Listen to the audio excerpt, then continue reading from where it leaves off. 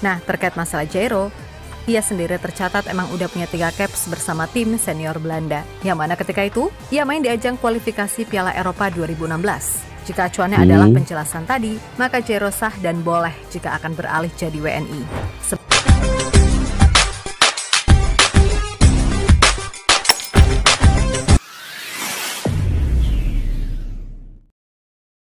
Assalamualaikum dan salam persaudaraan, salam sepak bola guys. Selamat bertemu kembali di channel Askalani Studio. Oke, berita baru, berita yang mengembirakan yaitu Miss Hilgers dan juga Eliano Regenders dipersetujui DPR untuk dinaturalisasikan. Dan inilah kinerja Bapak Erick Thohir yang betul-betul ingin membangunkan sepak bola Indonesia berada pada satu tahap yang sangat membanggakan. Jadi di era beliau menjadi ketum ini, Bapak Erick Thohir akan melakukan apa saja sehingga timnas Indonesia ini menjadi antara yang terkuat di ASEAN dan juga bakal ke Piala Dunia. Ini tidak mustahil guys, sebab hanya tinggal Oktober dan November ini Indonesia akan melawan Bahrain, akan melawan China, akan melawan Arab Saudi dan akan melawan Jepang pada November. Bapak Erick Thohir telah menyiapkan dan mempercepatkan proses naturalisasi Miss Hilgers dan juga Eliano Regenders ini. Ini penting bagi memperkuatkan timnas Indonesia menghadapi tim-tim kuat seperti Jepang dan juga Arab Saudi, juga dengan Bahrain. Dan wajib menang untuk Indonesia ketika melawan China dan wajib juga menang melawan Bahrain sekiranya ingin ke putaran yang seterusnya, ke putaran keempat ataupun main di runner up nanti. Jadi sebab itu Bapak Erick Thohir mempercepatkan proses-proses ini. Jadi kinerja beliau ini kita sangat apresiasi guys. Ini betul-betul ketum yang memegang pada janjinya, yaitu dia ingin meneruskan apa-apa sahaja agenda yang ada untuk membangun sepak bola Indonesia ini, walaupun dengan melakukan apa perkara yang luar biasa untuk membawa pemain-pemain keturunan bagi menghadapi kualifikasi Piala Dunia ini. Karena di kualifikasi Piala Dunia ini sudah tentu membutuhkan pemain-pemain yang berpengalaman dan berkelas dunia, bergrade A untuk menghadapi saingan yang begitu kompetitif dan sengit ini guys. Oke, tanpa berbasa-basi yuk kita semak dulu video ini guys. PSSI udah bener mode silent malah di spill duluan. Pundit Belanda spill chat Jairo, grup C siaga 1. Ini apa di sebalik video ini? Ayo kita semak sama-sama video ini.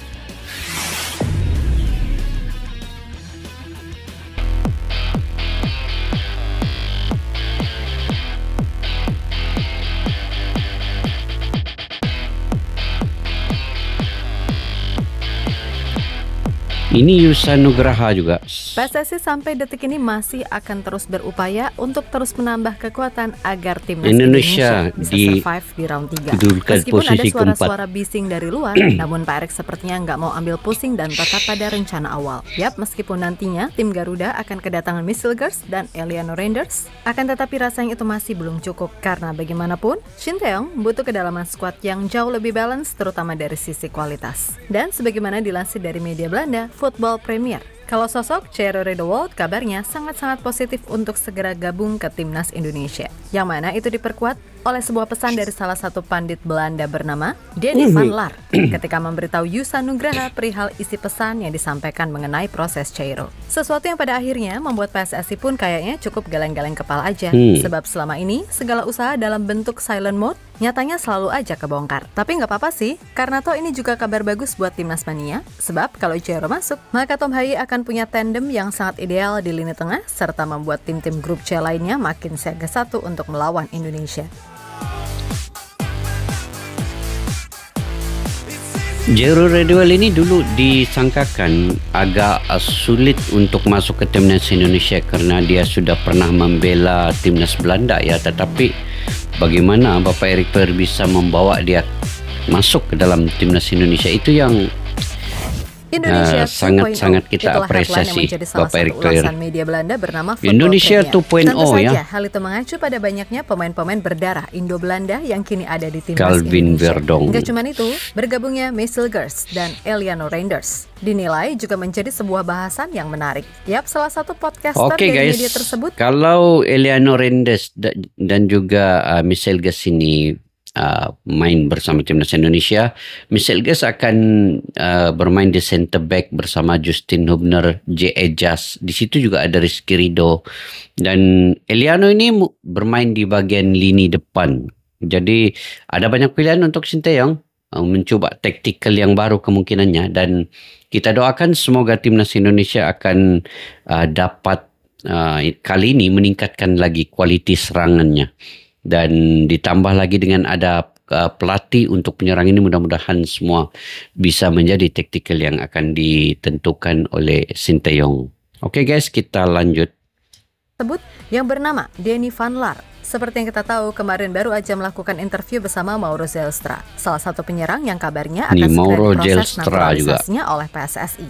Nah, dalam podcast tersebut masih ada nama-nama pemain yang kabarnya akan segera atau berpotensi menjadi WNI. Yang mana mereka adalah Jairo Riedewald, Kevin Dix, Ole Roemeny, Pascal Struijk, dan Delano Ladan. Tentu saja hal itu sangat disambut positif oleh publik tanah air. Sebab bagaimanapun mereka semua adalah nama-nama yang memang selama ini santer dikaitkan dengan Indonesia, dan memang sampai sejauh ini PSSI masih terus berupaya untuk hal itu. En er is nogal wat bijzonder, wat los van jou, Mauro. Kunnen er nog een paar Mauro, Eliano, Marcel Gers, Kevin Dix, Jairo Riedewald. 5 guys yang menanti. Ole Roemeny lagi 6. 6 yang kemungkinannya akan datang ke Indonesia ya. Steeds warmer begint te worden. Waar hij Kevin Dix ini bagus juga ini. En nog echt iemand die niet echt veel genoemd wordt in Indonesië. Pascal Struijk zou ook voor Indonesië mogen spelen. Dat is echt ook een geweldige speler. En heb je natuurlijk ook nog Delano Laden. Banyak guys ya. Semua nama-nama tadi, tentu saja keberadaan Jairo jadi salah satu yang dinanti. Sebab sebelumnya Pak Erick pernah bilang kalau proses pemain yang kini main untuk Royal Antwerp itu terbilang berat. Akan tetapi setelah telusur lebih jauh, nyatanya potensi Jairo buat gabung Indonesia nyatanya sangatlah terbuka lebar. Terlebih usai mendengar ucapan Danny van Laar yang mengatakan kalau Jairo sangat positif untuk Indonesia. Maka Yusa Nugraha pun berusaha meng-cross-check kebenaran yang ada. Dan setelah ia menghubungi Danny via DM Instagram, Yusa memastikan kalau Danny sama sekali punya dasar yang kuat untuk mengatakan hal itu. Terlebih Danny berani memastikan kalau informasi yang ia dapat itu valid dari sumber terpercaya. Maka dari itu bisa disimpulkan kalau Jairo Riedewald memang sangat positif buat Indonesia. Dan akan segera ke Indonesia juga setelah prosesnya sudah lancar dan dia dikasih kabar untuk bisa datang ke Indonesia. Nah, selain Mauro, ada beberapa pemain yang juga potensial akan memperkuat timnas Indonesia, dan salah satu nama yang dia sebutkan adalah Jairo Riedewald. Nah, setelah podcast Denzel bersama Mauro, banyak yang komen di Instagram dan juga di YouTube, dan kalian tanya apakah Jairo benar akan memperkuat timnas Indonesia. Nah, dari situ aku langsung coba tanya ke Denzel. Nah, aku mau liatin ke kalian apa yang aku tanya ke dia. Nah, aku tanya ke Danny, bro, aku lihat interview kamu bersama Mauro, dan di situ kamu bilang kalau Jairo sudah mulai dengan proses untuk bisa memperkuat timnas Indonesia, untuk bisa bermain di timnas Indonesia. Apakah itu benar? Nah, terus dia respon dengan, aku tahu kalau dia positif. Nah, terus aku jawab dengan, oh, Jairo bilang seperti itu kalau positif. Nah, dia jawab dengan, aku nggak bisa bilang sourceku dari siapa, tapi aku tahu kalau sedang bekerja, jadi Jairo nggak negatif. Aku rasa akan baik-baik saja. Terus aku jawab dengan, oh oke bro, no problem. Top kalau Jairo sudah positif. Nah, seperti itu jawaban dari Danny van Laar setelah dia podcast bersama Mauro kemarin.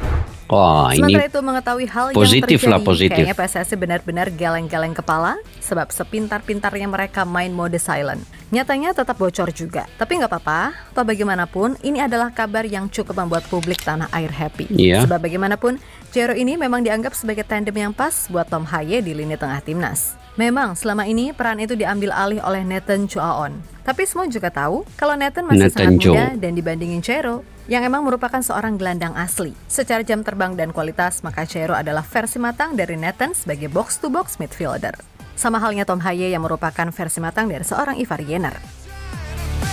Wah, kalau gitu kali ini Jairo Riedewald kalau dia main di Kalau di bagian pertahanan mungkin sudah banyak yang mungkin diletakkan di bagian lini gelandang ataupun di bagian penyerang bisa saja, karena pemain ini Jairo Radiwell ini punya pengalaman dan dia bisa bermain di berbagai posisi. Sekedar mengingatkan kembali kalau proses Jairo pada akhirnya emang bisa dinaturalisasi walaupun ia punya 3 caps bersama timnas senior Belanda. Hal itu mengacu pada aturan baru FIFA terkait soal naturalisasi atau pindah kewarganegaraan. FIFA sendiri telah menambahkan 3 pengecualian baru yang memungkinkan seorang pemain mengubah tim nasional tempat mereka bermain. Pertama, kini seorang pemain bisa berpindah tim nasional meskipun ia pernah bermain secara kompetitif di level senior.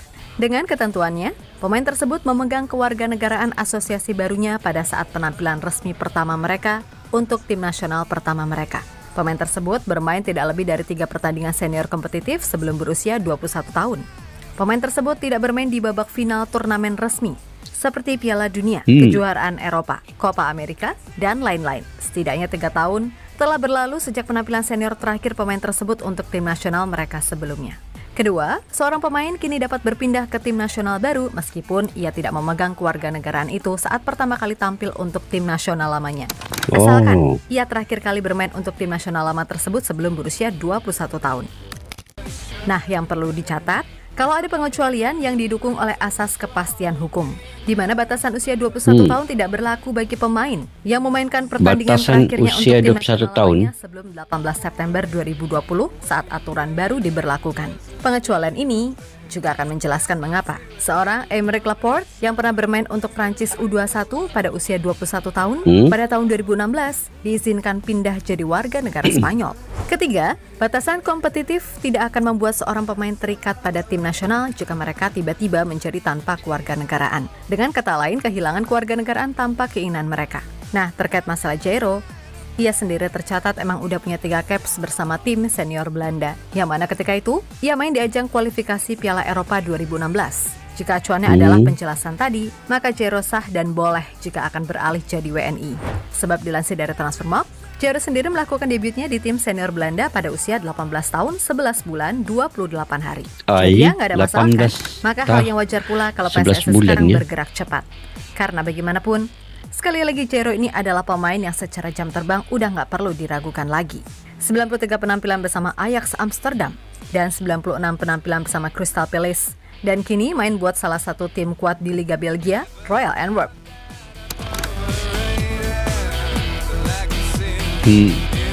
Peluang lah kalau gitu Indonesia dapatkan Jairo Radiwell nih. Mantap nih Jairo Radiwell nih.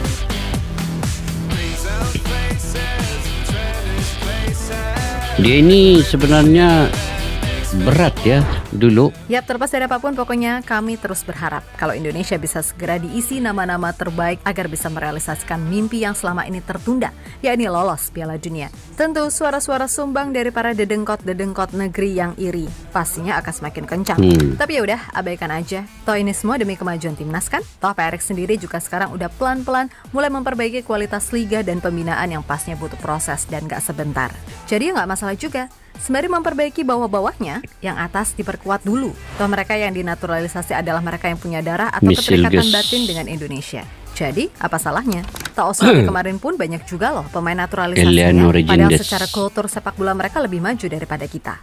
Iya loh, sumpah. Dilansir dari Asia Goal, dari 24 pemain yang ada, 12 diantaranya adalah imigran, keturunan campuran, dan bahkan ada yang tidak memiliki hubungan darah dengan Australia sama sekali. Yang 9 dari 12 pemain naturalisasi tadi tidak memiliki darah Australia, yang mana sebagian besar orang tuanya berasal dari negara lain dan pindah ke Australia. Lalu 10 dari 12 pemain lahir di luar Australia. 3 dari 12 pemain merupakan keturunan campuran Australia. Dan 5 dari 12 pemain pernah mewakili timnas junior negara lain. Dari semua itu artinya apa? Yap, artinya semoga mereka-mereka, para sengkuni sepak bola Indonesia, gak merasa si paling nasionalis, hanya karena pemain-pemain Indonesia yang sekarang banyak yang lahir dan besar di luar Nusantara. Tapi gimana sih? Beda SDM, beda pola pikir.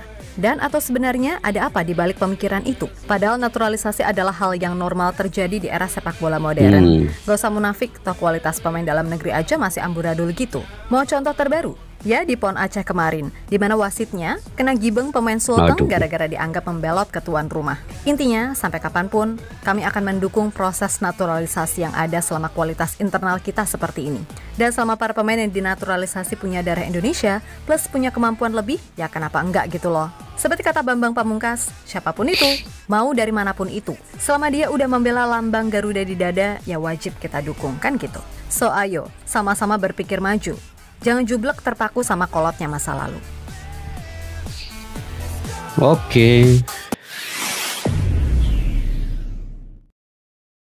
Oke guys, selagi mana pemain itu ada berdarah Indonesia, selagi itu dia bisa membela timnas Indonesia dan bisa untuk dinaturalisasikan. Walaupun dia sudah pernah bermain dengan timnas Belanda ataupun negara-negara lain, tetapi selagi mana keinginannya untuk ingin membela timnas Indonesia dan selagi mana dia dipersetujui oleh Bapak Erick Thohir dan juga Sinteyong, maka pemain itu akan menjadi pemain timnas Indonesia dan tidak perlu dibedakan pemain keturunan dan juga pemain lokalnya. Yang penting Indonesia itu bisa melaju ke putaran yang seterusnya, putaran keempat dan seterusnya ke Piala Dunia guys. Jadi ini kinerja Bapak Erick Thohir ini guys yang kita di luar jangkaan. Itulah yang saya bagi tahu dulu.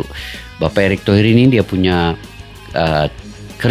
kinerja dia ini, dia kurang bercakap tetapi tindakan dia itu cepat. Nah, itu yang kita respect kepada Bapak Erick Thohir ini. Dia bukan Bapak Erick Thohir ini bukan orang sembarangan ya yang ada di Indonesia. Beliau antara salah satunya sosok yang disegani oleh negara-negara luar dari sudut sepak bola ini, karena beliau pernah membawa Inter Milan selama 5 tahun, daripada Inter Milan itu di bawah sampai ke atas. Beliau juga sekarang ini masih lagi dengan Oxford United dan masih memegang saham di sana, dan beliau juga membawa klub itu di antara klub yang terbaik di Inggris. Jadi apa sahaja yang dia ingin lakukan demi untuk kemajuan pembangunan sepak bola Indonesia itu beliau akan lakukan. Dan beliau juga amat dekat dan rapat dengan Presiden FIFA ya, dan semua juga terutamanya ketua-ketua umum sepak bola di luar negeri, di Eropa lah terutamanya, juga mengenali beliau. Begitu juga dengan pemain-pemain yang ada di Eropa. Kebanyakannya di bawah Bapak Erick Thohir ini, kebanyakan pemain-pemain yang berketurunan Indonesia ini memang mereka ingin membela timnas di Indonesia. Sebab apa? Sebab antaranya ada Bapak Erick Thohir di situ. Jadi itu salah satu sebabnya. Kita doakan Indonesia sebelum perlawanan melawan Bahrain, melawan China pada Oktober ini, dan kemudian melawan Arab Saudi dan Jepang pada November. Sudah ada pemain baru, Misilges, Eliano Regendes, dan kemungkinannya Maulo Jestro oleh Romenica atau Jairo Rediwell juga. Sesiapa saja, kita doakan yang terbaik untuk timnas Indonesia. Ini penting ya, karena pemain-pemain ini sekarang dibutuhkan untuk menguatkan lagi timnas Indonesia untuk melangkah jauh dalam kualifikasi Piala Dunia ini. Jadi semoga saja semuanya akan berjalan dengan lancar guys. Kita doakan sama-sama. Oke, bagaimana menurut pandangan kalian terkait dengan perkembangan terbaru ini? Kalian bisa komentar di ruang kolom di bawah.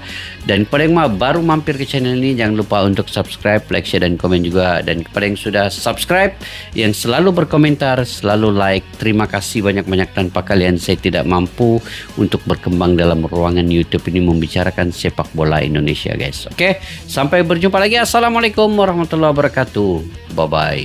Askalani Studio untuk kita, channel yang bereaksi tentang apapun yang ada di Indonesia. Channel YouTube dari Malaysia di Askalani Studio. Jika mau tahu tentang Indonesia, ayo like and subscribe channel kami Askalani Studio. Askalani Studio.